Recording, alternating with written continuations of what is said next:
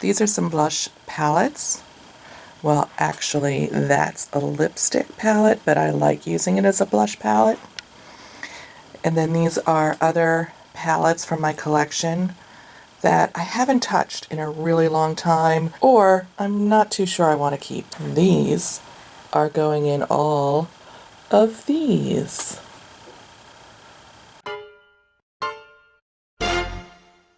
Hi everyone, welcome back. It's Melissa, and today I'm going to be kicking off a new year-long project. I've been trying to rehearse this in my head to figure out how I'm going to explain it, what I'm going to call it. So when I finished my project pan at the end of last year, I was like, oh, do I want to do another project pan?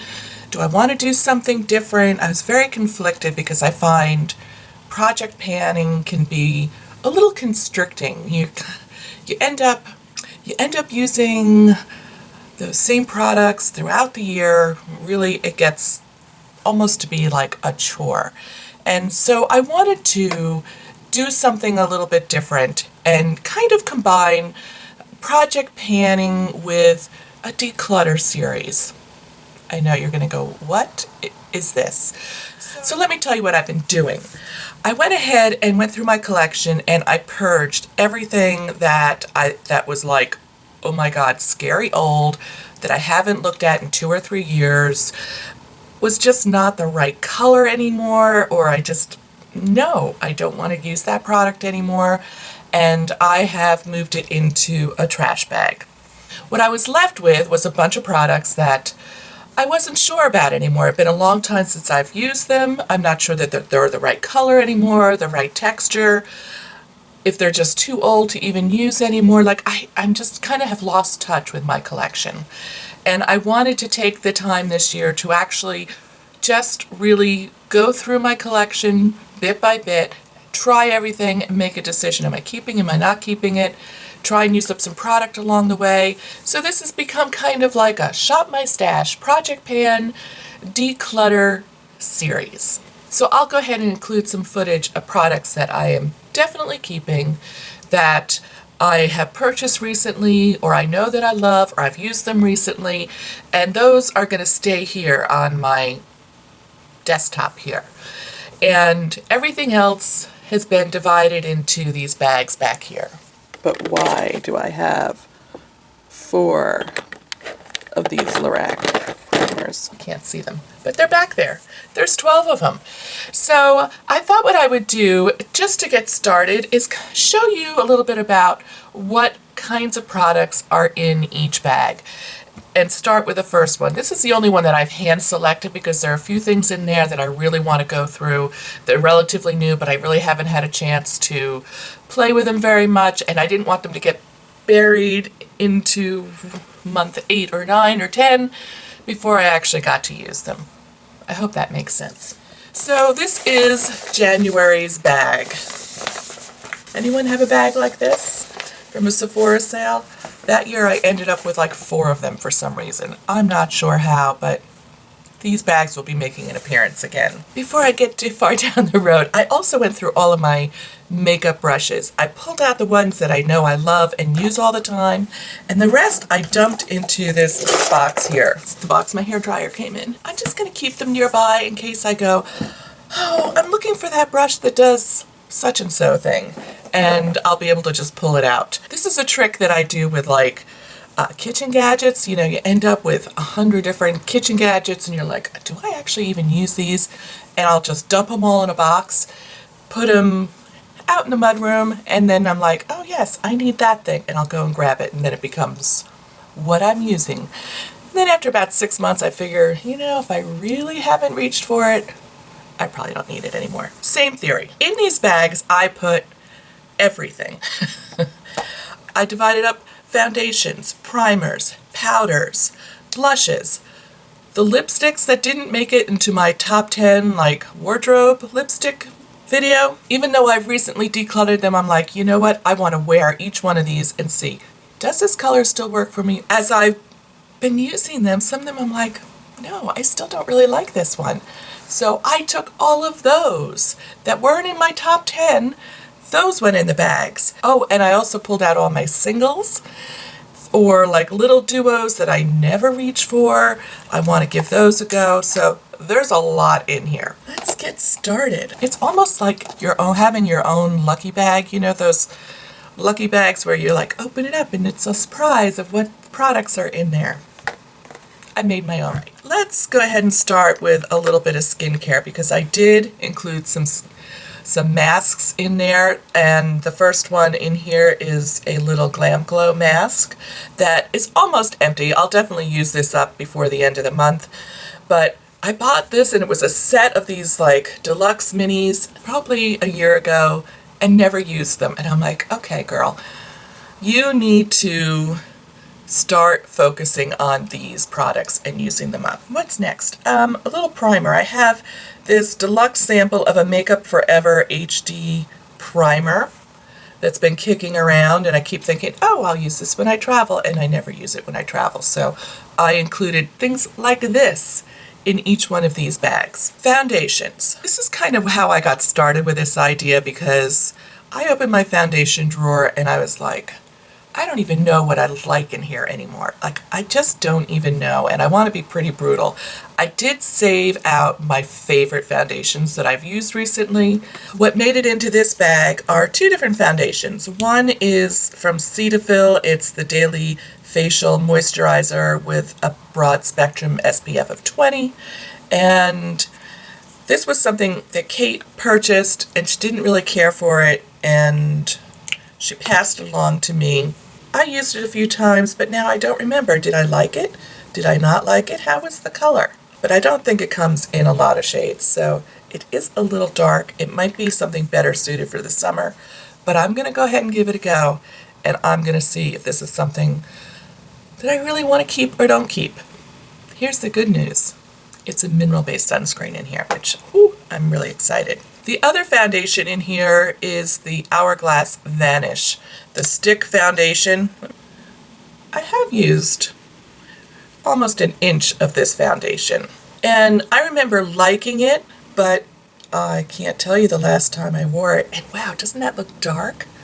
I really feel like my skin tone has changed so much. I'm not sure how I'm going to make out with some of these. This is ivory. Wow, is that dark? Holy cow. Since I have been using the Curology for almost a year, I feel like my complexion is so much brighter and clearer, and I suspect that a lot of these foundations are just not going to be the right color for me. I'll give them a go. I'll record my progress, and we'll circle back to those later. So the next thing in here is a concealer, and Shape Tape ended up in here. And the shade I have here is light neutral. I'm not really sure how I feel about this. It's been a while since I've touched it. I remember thinking it didn't really do my under eyes any favors, so I want to play with it a little bit and see, is this something that I really want to use or not? And if not, I'm going to get rid of it. I can remember hunting this down, really wanting to try this so bad. There was so much buzz about it, and it took me a long time to find it, but I think it's kind of drying. The shade doesn't look too bad. There it is, blended out. May not be the most brightening, but good work on elsewhere on my face. The next thing I have is from e.l.f. It's a color correcting pressed powder. I love this powder, and I know I have a backup in my drawer, so I'm going to pull this out and use it and show it some love because I haven't used it in a while, and see where I go. I'm not going to use it up in a month, but I'll definitely make a decision, is this one that I want to keep or not. This is a brow defining, a cream brow duo from Paula's Choice, which you can see I've used it a little bit. I need to see if it's dried out. I can't really tell without playing with it a little bit. And is it something I want to keep? I don't really do a lot with my brows. I tint them and I just really let them be their own people. I'm not a big brow groomer. And I do have a brow product that I like quite a bit that I use when I'm like, oh, doing my makeup, and I'm like, wow, it's time to tint those brows, but I don't have the time to do it right this second. Let me cover them up, and that's this one from L'Oreal.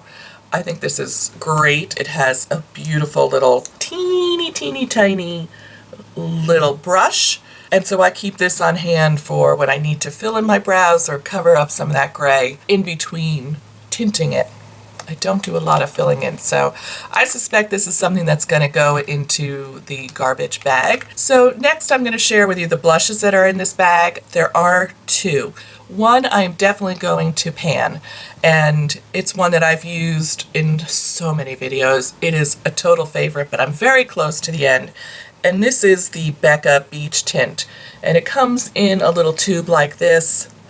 I think I only have like this much left. Conversation with my daughter. This is one of my favorite blushes. That's like a little gel that you just dot on your cheeks and rub in, or you use a brush to blend it out. It smells gorgeous. I love it, and I'm gonna try and use this up because I've had it probably 2 years, so I really need to finish it up, and I would definitely repurchase this. I love it that much. It's fantastic. This shade is called Watermelon. The other thing I have in the blush category is a split pan face palette from Sephora. And it is a blush, a contour, and a highlight. And I've used this quite a bit. This is something that I know I really like, but I haven't used it in a while.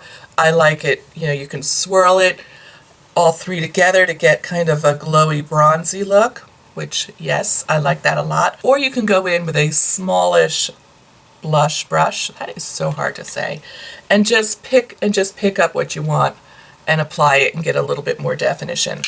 I know I really like this. I don't think this is sold anymore, but I really love this. And I love how compact it is. It's great for traveling. And it does multiple things. I think you could probably use this as an eye look. You could do the light color and use that in a contour. So I'll be playing with this a little bit in all those ways. I'm not a single eyeshadow lover. I'm so much more a palette lover.